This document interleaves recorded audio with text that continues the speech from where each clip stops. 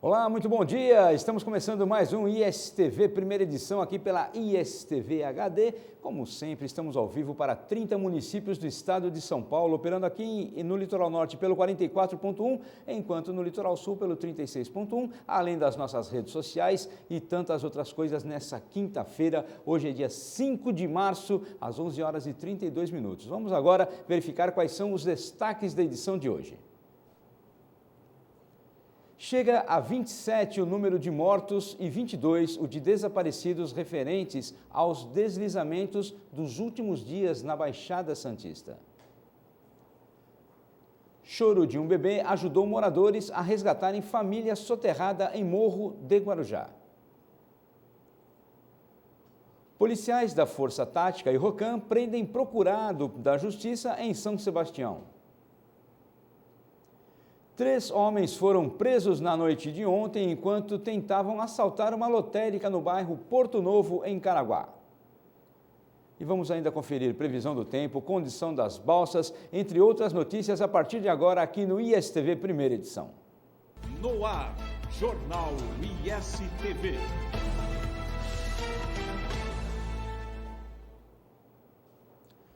Homens foram presos na noite de ontem enquanto tentavam assaltar uma lotérica no bairro Porto Novo, em Caraguá. Uma equipe da Força Tática da Polícia Militar deteve 3 indivíduos na noite de ontem, após terem arrombado uma lotérica no bairro Porto Novo, na região sul de Caraguatatuba. Os acusados já estavam no interior da casa de jogos quando os policiais chegaram. Ao avistar os policiais, o grupo tentou fugir usando as residências vizinhas, deixando os equipamentos para trás, mas não tiveram sucesso e acabaram presos. Um veículo Gol de cor branca com para-choque preto que dava cobertura para os criminosos fugiu tomando o rumo de São Sebastião. Foram apreendidos no local um pé de cabra, um vergalhão, um alicate tipo corta-frio, uma marreta, uma machadinha e uma talhadeira. Além disso, uma mochila de cor preta e uma lanterna.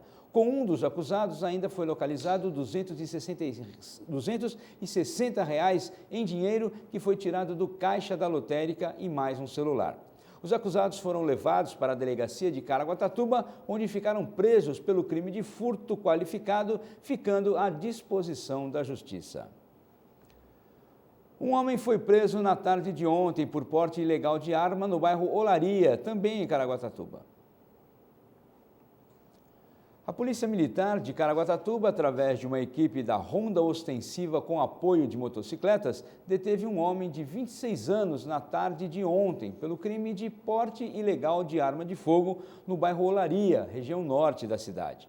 Segundo informou a polícia, a ocorrência foi registrada por volta das 13 horas e 40 minutos, quando um veículo picape F1000 foi abordado na entrada do bairro com 3 indivíduos. Durante revista, foi descoberto que o condutor já tinha 2 passagens pelo crime de roubo. No veículo foi localizado um revólver calibre 38 com a numeração suprimida. Os acusados foram levados para a delegacia, onde foi elaborado o boletim de ocorrência de porte ilegal de arma de fogo, ficando o motorista preso e os outros 2 foram liberados. São 11 horas e 35 minutos, agora nós vamos à primeira pausa aqui no ISTV, primeira edição, mas voltamos já já, temos muito a conversar ainda, então não sai daí não, porque é lá e cá.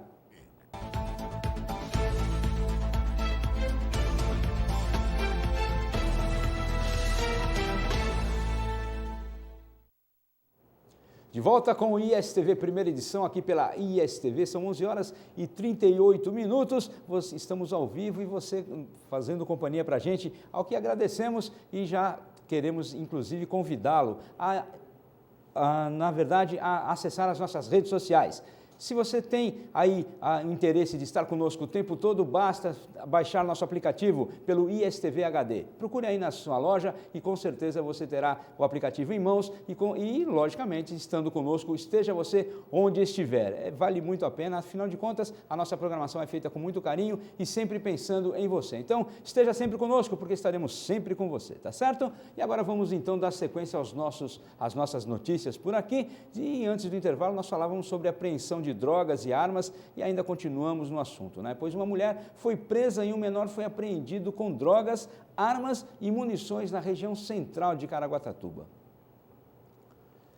Uma mulher foi presa em flagrante pela Polícia Militar na noite de ontem por tráfico de drogas no bairro Estrela d'Alva, aqui em Caraguatatuba.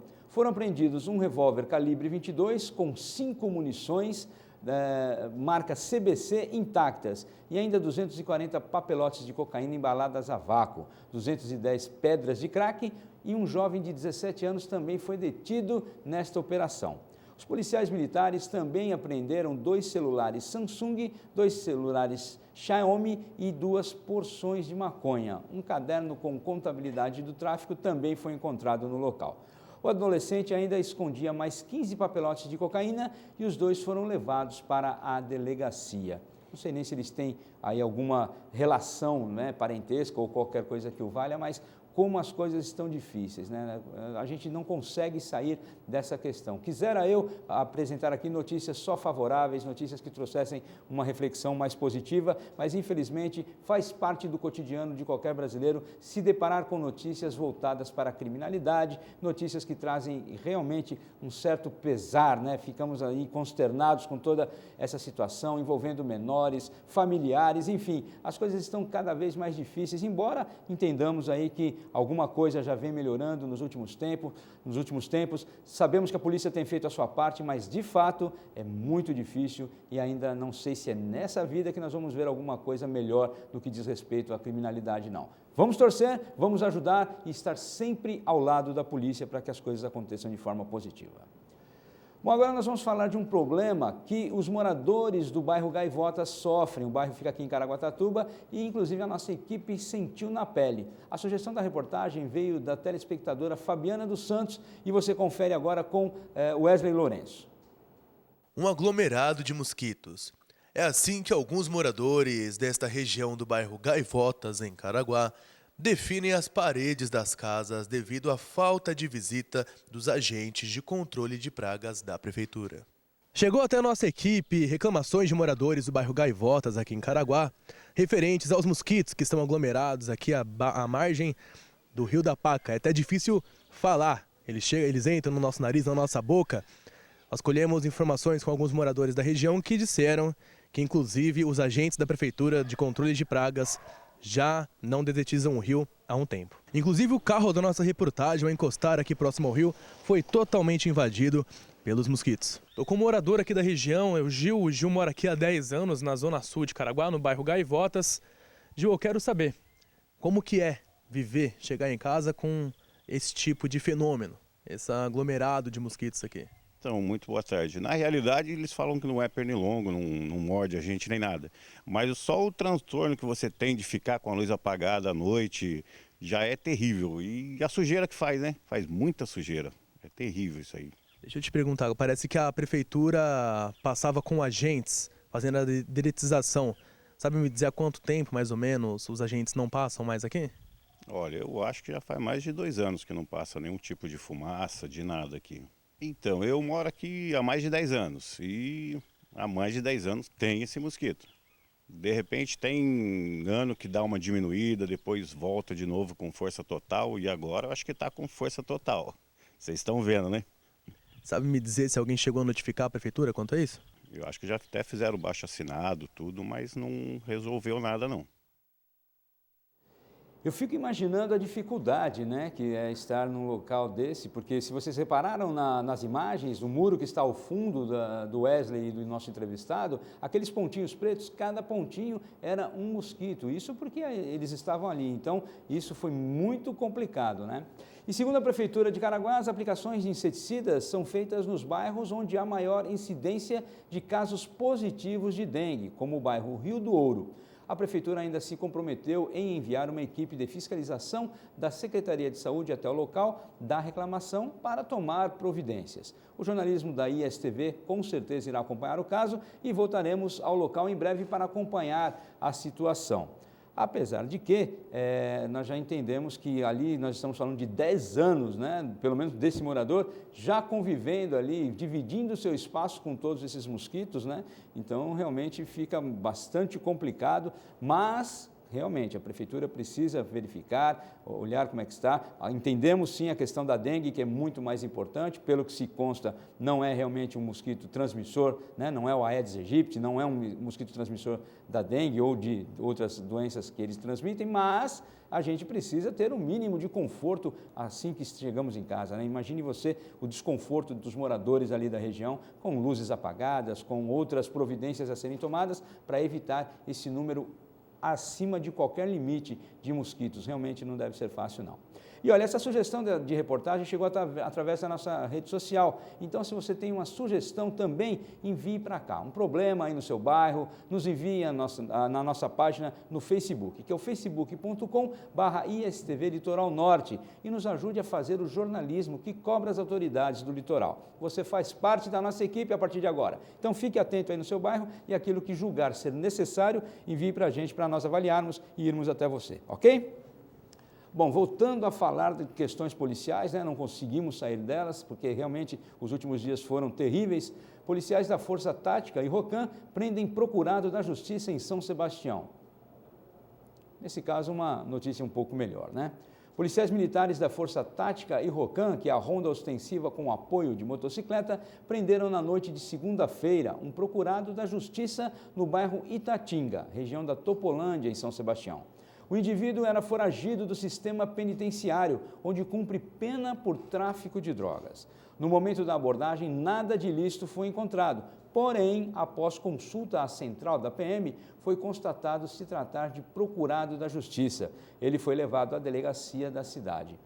E aí a gente continua pensando nessa questão, né, de procurados da Justiça, os foragidos, aqueles que saem nas tais saidinhas, aquela possibilidade que eles têm de percorrer e ficarem soltos, e muitos deles não voltam. E a gente tem noticiado isso também com frequência aqui, um trabalho da polícia buscando, e nessas apreensões, com certeza, devolvendo onde ele não deveria ter saído. Eu acho o seguinte, né, privilégio não é para quem foi preso, para quem cometeu o crime. Que me desculpem, mas essas prerrogativas, essas possibilidades de sair, de visita íntima, de entre outras coisas, eu já disse isso aqui e repito, se você não quer ser privado dessas coisas, basta não cometer nenhuma atrocidade, não cometer crime e não entrar na prisão. E aí você terá seu direito realmente preservado. Agora, uma vez que você entrou para o mundo da criminalidade, foi pego, está pagando, tem algo contra a justiça, então isso realmente precisa ser cumprido a fio e não com essas possibilidades. Eu vou dar uma saidinha, eu tenho visita íntima, eu tenho isso, eu tenho aquilo. E aí a gente vê nas visitas íntimas, por exemplo, como nós noticiamos ontem, jovens, senhoras, inclusive, se rendendo à situação de levar drogas para os detentos, introduzindo no próprio corpo as drogas para poderem passar pela revista, e hoje isso já não é mais uma situação normal, porque os scanners e toda a fiscalização na entrada do presídio está muito forte. Então, qual a vantagem de tudo isso? Agora, se está lá dentro, me desculpe, mas precisa pagar, né? Repito, não quer entrar na prisão, não quer ser privado dos seus direitos, então ande na linha, ande corretamente e com certeza não deverá pagar nada, ok? Vamos fazer o seguinte, vamos fazer mais uma pausa aqui no ISTV primeira edição e voltamos já já com muito mais. Então não sai daí não, é lá e cá.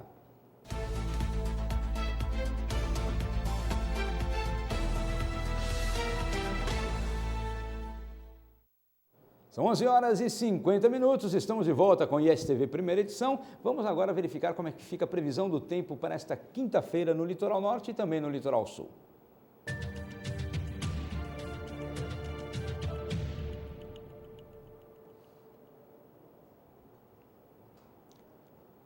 Chegamos então àquela sonhada quinta-feira, que logicamente se aproximando do final de semana, e o sol brilhando para todo mundo, pelo menos é o que diz aí o clima-tempo. Em Caraguatatuba, a máxima deve chegar a 26 graus, vemos ali que não tem nuvem alguma, com mínima de 18 graus. Em São Sebastião, 25 graus a máxima, 19 a mínima, e em Ubatuba também, 26 graus a máxima, porém a mínima um pouco menor, de 17 graus, e o interessante é justamente isso, né? Não vemos realmente nenhuma nuvem. Já no litoral sul, diante de tudo que temos visto nos últimos dias, o fato de não ter a previsão de uma chuva maior já é um grande feito. Então vemos que o sol está entre nuvens, há nebulosidade nas 3 cidades que nós estamos apresentando e com certeza ainda há riscos de chuva por lá, porém espero que não seja com a mesma intensidade dos últimos dias. No Guarujá deve chegar a 26 graus a máxima, com mínima de 19. Em Santos, os mesmos 26 e também 19 a mínima. E em Bertioga, igualmente 26 graus a máxima, porém a mínima um pouco menor, atingindo a casa dos 18 graus.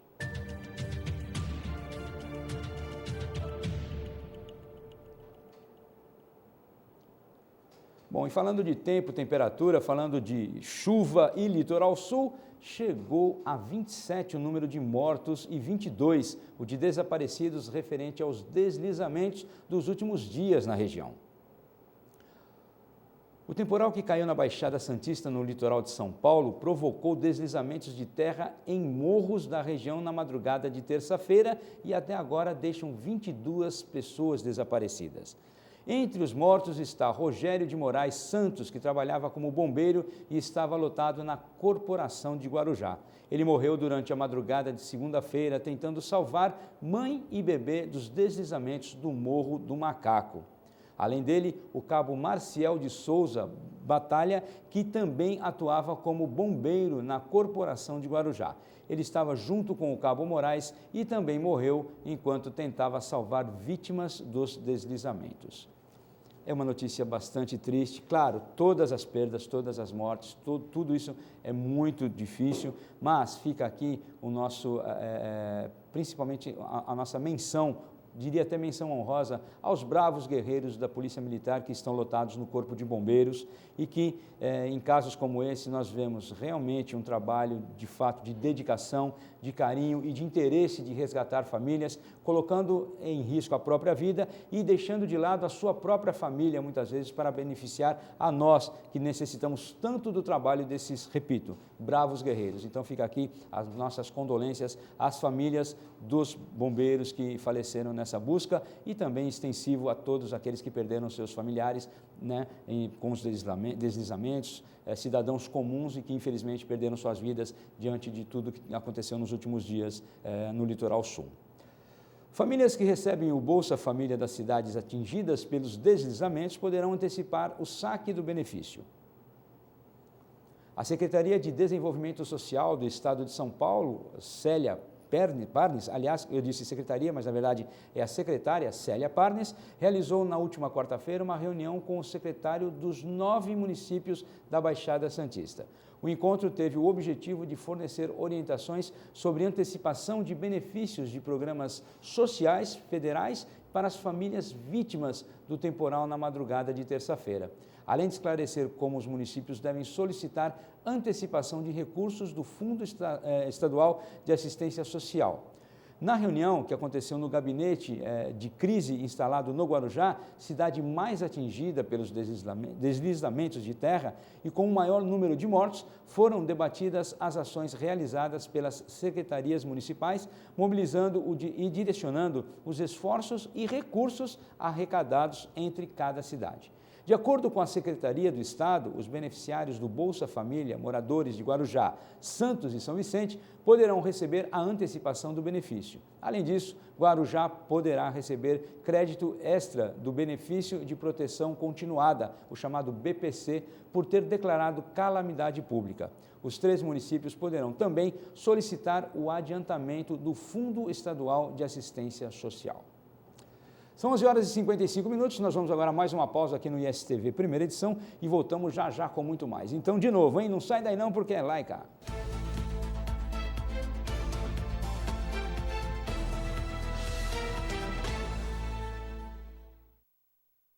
Às 11 horas e 58 minutos agora, vamos verificar a condição da travessia das balsas no litoral norte e litoral sul. Em São Sebastião e Ilhabela, o tempo de espera nesse momento são aqueles mesmos usuais 30 minutos de todos os dias, isso porque a possibilidade de transferência de veículos nesse momento é de 272 por hora. Em Santos e no Guarujá, o tempo de espera para cada lado, os motoristas aguardam 15 minutos, isso porque podem ser transferidos nesse instante 562 veículos por hora. Choro de um bebê ajudou moradores a resgatarem família soterrada em morro, no Guarujá. O choro de uma bebê de 3 meses que estava sob os escombros após o deslizamento no morro da Barreira do João Guarda nesta terça-feira salvou a vida dela e de seus pais. Ao ouvirem a criança, moradores conseguiram localizá-los e fazer o resgate em Guarujá, no litoral de São Paulo. Apesar do esforço da população, não foi possível salvar 2 dos integrantes da família. Alifer Adailton Graneiro da Silva, de 6 anos, e Alana Graneiro de Oliveira, de 3. A desempregada Fabiana Graneiro, de 42 anos, é a avó das 2 vítimas. Ela mora no morro em que a família ficou soterrada. Porém, segundo relata, o local em que vive não foi atingido pelos deslizamentos. Moravam na mesma residência, que era dividida em 2 partes, os 2 filhos mais velhos de Fabiana e ainda a filha tinha 3 filhos, apenas a bebê sobreviveu. Já o filho havia ido dormir na casa da mãe no dia do temporal, então não foi atingido pelos deslizamentos. O Alifer e a Alana estavam mais abaixo dos escombros e a população não conseguiu retirá-los a tempo. O corpo das 2 crianças só foi retirado quando os bombeiros chegaram ao morro e os localizaram. O ex-marido de Fabiana, Samuel Alves dos Santos, de 32 anos, também foi encontrado morto. Ele deixa 2 filhos, um menino de 3 anos e uma menina de 5 anos. Meio-dia, estamos encerrando agora o nosso ISTV primeira edição desta quinta-feira, mas já marcando o nosso encontro para amanhã, voltarmos a falar dos assuntos do Litoral Norte e Litoral Sul às 11h30, tá certo? Então aguardo por você, ao longo da tarde você fica com a nossa programação e se atualiza sobre as notícias no final da tarde com a Ana Paula Oliva no segunda edição. Um grande abraço e até amanhã.